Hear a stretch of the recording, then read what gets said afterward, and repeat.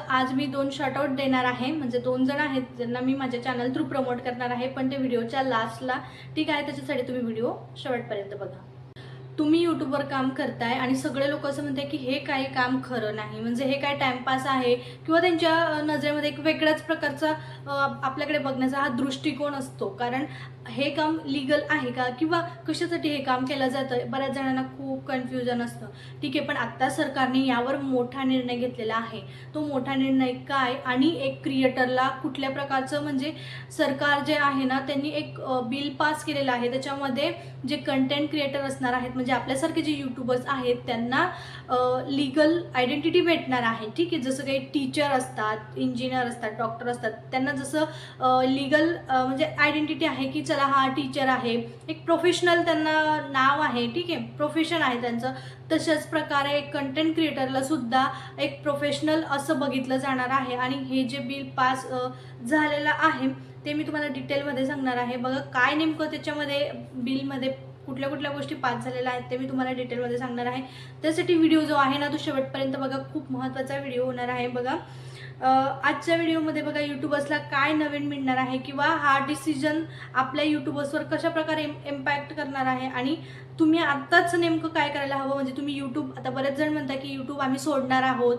ठीक आहे, तर कशाला सोडणार आहोत? यूट्यूब न सोडणं आतासाठी खूप महत्त्वाचं आहे. कारण बघा सरकारने आपल्यासाठी मागच्याही फेब्रुवारीमध्ये एक बिल पास केलं, ज्याच्यामध्ये कंटेंट क्रिएटरसाठी त्यांनी प्रत्येक शाळेमध्ये स्पेशल लॅब्स बनवल्या जाणार आहेत की त्यांना शिकवलं जाणार आहे कंटेंट क्रिएशन कसं करायचं.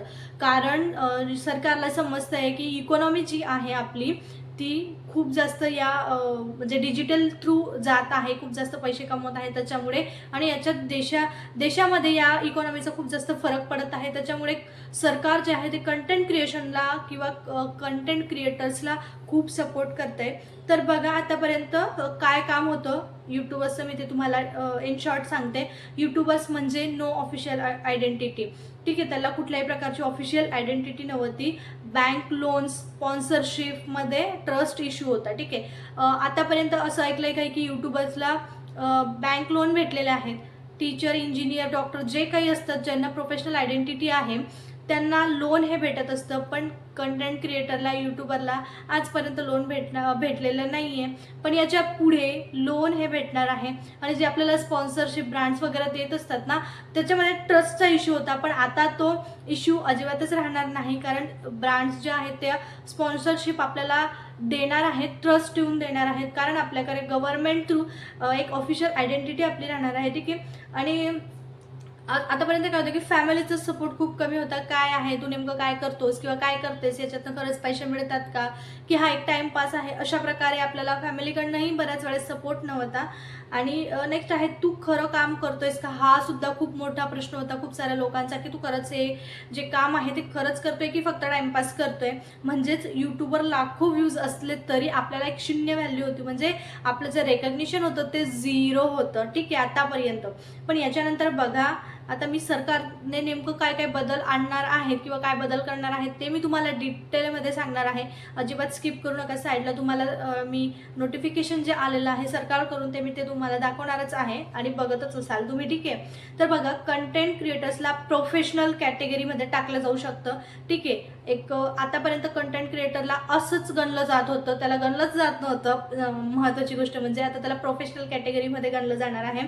ठीक आहे, डिजिटल क्रिएटर्ससाठी पॉलिसीज तयार होत आहेत. जे डिजिटल क्रिएटर्स आहेत ना त्याच्यासाठी वेगळ्या प्रकारच्या पॉलिसीज तयार करायचं चालू आहे. आणि फ्युचरमध्ये रजिस्ट्रेशन सिस्टीमसुद्धा येऊ शकते. याचा अर्थ आता तुम्ही ऑफिशियल क्रिएटर म्हणून ओळखलं जाणार. आता आधी कसं तू काय काम करतोस, ठीक आहे असं विचारलं तर मी टीचर आहे, मी इंजिनियर आहे, ह्या प्रकारचे म्हणजे उत्तर आपण देत होतो जे होते ते. आणि जे कंटेंट क्रिएटर होते ते काय, यूट्यूबर आहे म्हणजे हा नक्कीच टाइमपास करत आहे किंवा नक्कीच टाइमपास करत आहेच अशा प्रकारचं होत. पण आता आपण ऑफिशियली सांगू की आम्ही कंटेंट क्रिएटर आहोत. आपल्याकडे एक ऑफिशियल या गोष्टीचं प्रूफ राहणार आहे. आता बघा याचा फायदा आपल्याला कुठल्या कुठल्या प्रकारे होणार आहे तेही मी तुम्हाला डिटेलमध्ये सांगते. हे सगळं दिलेलं आहे सरकारने. त्याच्या जे आता बिल पास झालेलं आहे त्याच्यामध्ये ठीक आहे, कुठलीही गोष्ट खोटी नाही, तुम्ही चेक करू शकता. बघा यामुळे आपल्याला काय काय फायदा होणार आहे. ब्रँड डील बूस्ट होणार आहे. जे आपल्याला ब्रँड डील करायला आधी ट्रस्टचा इश्यू येत होता की विश्वास ठेवायचे किंवा नाही, पण आता आपल्याला कंपनीज जास्त आपल्यावर ट्रस्ट ठेवणार आहेत. Income stability, proper earning track होणार आहे आपला की नेमकं कशा प्रकारे अर्निंग ही होणार आहे. लीगल प्रोटेक्शन म्हणजे कंटेंट चोरी केल्यास सुद्धा त्याच्यावर कारवाई होऊ शकते किंवा ॲक्शन घेता येऊ शकते. या प्रकारे आपल्याला ते लीगल प्रोटेक्शनही भेटणार आहे. रिस्पेक्ट प्लस आपल्याला एक आयडेंटिटी म्हणजे YouTuber is equal to real profession असं आपल्याला एक टॅग भेटणार आहे, जसं की बऱ्याचशा प्रोफेशनला भेटत असतं त्या प्रकारेच. ठीक आहे, पण याआधी आपण एक रियालिटी चेक घेऊयात की नेमकं कुठल्या गोष्टी आपल्याला लक्षात ठेवल्या पाहिजेत. सगळ्यांनाच या गोष्टीचा फायदा लगेच होणार नाही. तर आता म्हणणार की चला आम्ही कंटेंट क्रिएटर आहोत आणि लगेच या गोष्टी आमच्यावर लागू होतील, तर असं नाही. त्याच्यासाठी बघा फेक रियूज कंटेंट अजिबात चालणार नाही आहे. तर ही गोष्ट तुम्हाला आधी लक्षात ठेवायची आहे. मोनोटायझेशनचे रूल अजून स्ट्रिक्ट होतील, कारण जर प्रोफेशन म्हणताय तर नक्कीच मोनोटायझेशनचे रूलसुद्धा आणि गव्हर्नमेंट जे आहे ते सगळ्याच पॉलिसी चेकसुद्धा करतील आणि स्ट्रिक्टसुद्धा करणार आहे. ठीक आहे, जर तुम्ही शॉर्टकट वापरत असाल, ओरिजिनल कंटेंट न वापरता दुसऱ्याचे कंटेंट वापरून तुमचं चॅनल जे आहे मोनोटाईज करायचा प्रयत्न करत असाल तर फ्युचरमध्ये तुम्हाला ही गोष्ट रिस्क होऊ शकते. ठीक आहे, तर आता तुम्हाला काय करायचं आहे.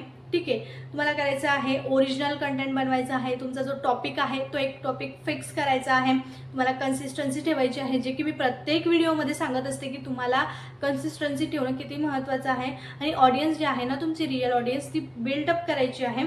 तर तुम्हाला आजपासूनच सिरियस व्हायचं या गोष्टीसाठी. ठीक आहे, तर तुम्ही उद्याचा रेकग्नाइज क्रिएटर बनू शकता.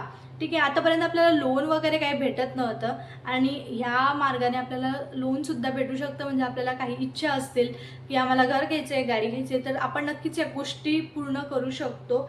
ठीक आहे, आणि आज तुम्ही स्ट्रगल करत आहात, व्ह्यूज कमी आहेत तुमच्या चॅनलला, सबस्क्रायबर कमी आहेत, पण एक दिवस तुमचा असा येईल की तुम्हाला या सगळ्या गोष्टी भेटतील. त्याच्यानेच तुम्हाला म्हणजे एक आयडेंटिटीसुद्धा भेटणार आहे. तुम्ही आज हरू नका. व्ह्यूज कमी झाले, सबस्क्रायबर कमी झाले, काही प्रॉब्लेम नाही. कन्सिस्टन्सी ठेवा, नेहमी प्रयत्न करत राहा, मेहनत घ्या, नक्कीच तुम्हाला एक दिवस सक्सेस भेटणार आहे.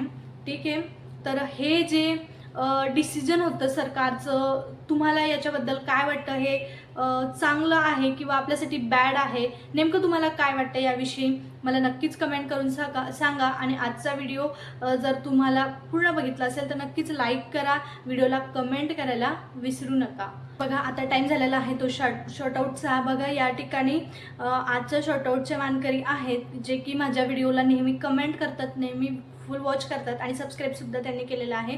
तर त्या आहेत विंदा जाधव आणि त्यांचं एक कुकिंग रिलेटेड चॅनल आहे, तर त्यांना पण नक्कीच सपोर्ट करा. खूप छान व्हिडिओज बनवत असतात आणि छान सपोर्टही करत असतात. ठीक आहे, आणि माझ्या प्रत्येक व्हिडिओला त्यांची कमेंटसुद्धा असते. तुम्हालाही जर नेक्स्ट व्हिडिओमध्ये तुमचं शॉर्टआउट करून घ्यायचं असेल तर माझ्या व्हिडिओला कमेंट करा. ठीक आहे, आणि चॅनलला सबस्क्राईब करायला विसरू नका.